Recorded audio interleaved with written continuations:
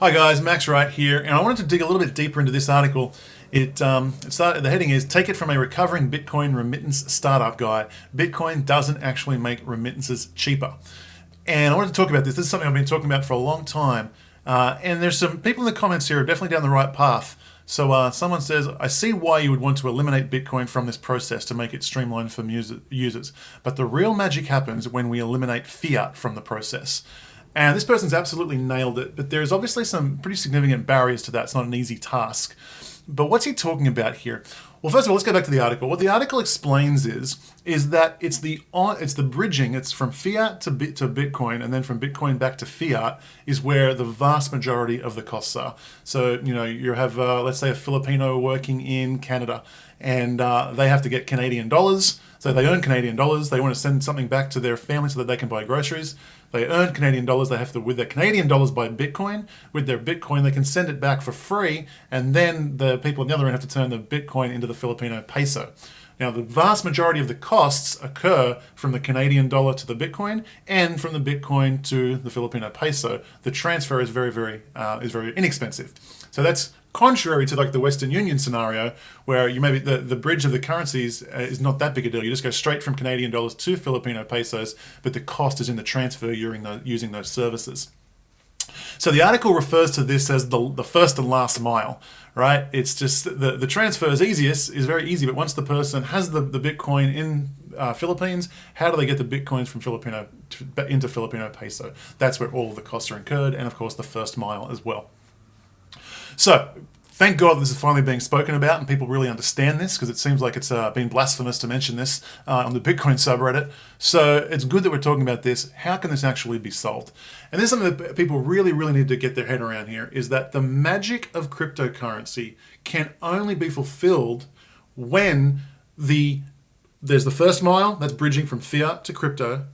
There's always going to be, not always, but for the foreseeable decade, there's going to be the last mile. Occasionally, people are going to have to sell their cryptocurrency to get into fiat. The question is, how many hands can it change? Can Bitcoin or crypto change hands in between? That's the magic. The more hops, the more times it can be used without jumping back into fiat. That's the magic. To the degree that we can increase those steps and increase the number of places and people that use crypto without going back to the fiat system, that is the degree to which Bitcoin is a cheaper and better and easier system than all before it. So how do we do that? Well, what are the important to understand is, what are the barriers to that process now? Why are people not doing that? Almost exclusively, I'd say at least for the 90% of cases, there'll be some Bitcoin enthusiast. They'll have Bitcoin, they'll buy Bitcoin, they'll invest in Bitcoin. For some reason, they have Bitcoin. When they go to use it at a shop, the shop uses a service like Coinbase or BitPay, and they immediately liquidate the Bitcoin they receive and convert it straight back into fiat, right? So that's the first mile and the last mile in place for one transaction. The merchant wasn't able to hold the cryptocurrency. Why? There's lots of reasons. Some people say it's the stability, and that's a part of it. I'd say 10 to 15, maybe 20% of the problem is Bitcoin instability.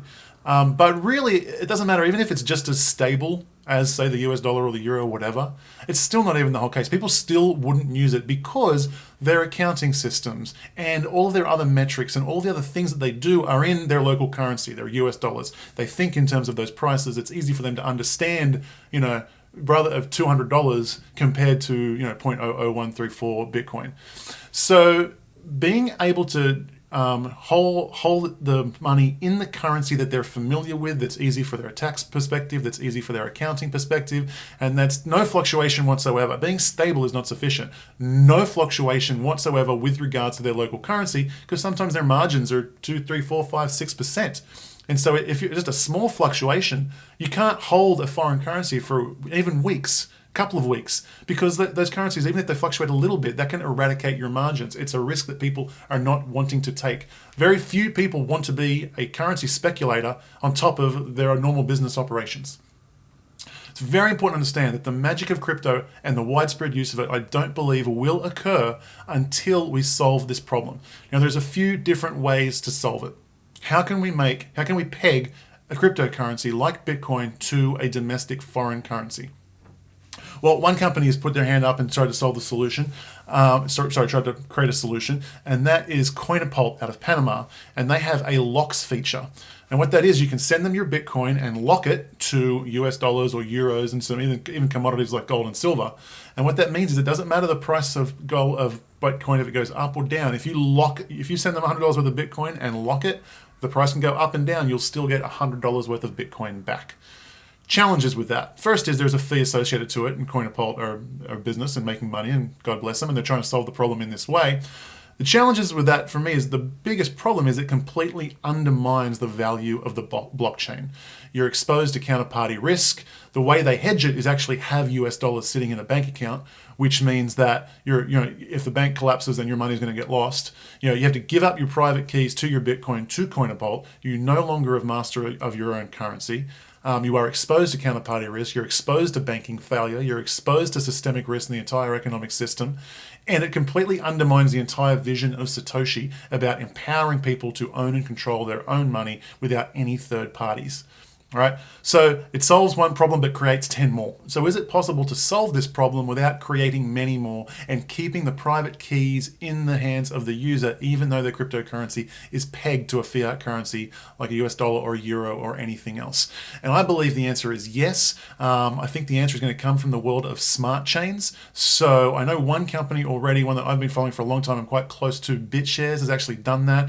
I don't know much about Ethereum. I believe they're attempting to do this. I think they're down that path. So these are the two most exciting things that I can see that are actually going to actually solve this problem. And when this one problem is solved, there's several other things. There's several other dominoes that fall just behind this one. If we can, it's not enough to be stable. People think it's about a stable crypto. That's not enough. It needs to be the currency that people are used to. It needs to be US dollars and euros. Believe me, I know they're wrong. I know those currencies are doomed. But if you want mass adoption, that's what's got to happen. Get them into crypto in that way, and then you're making it very easy for them to jump out of those denominations once those currencies collapse.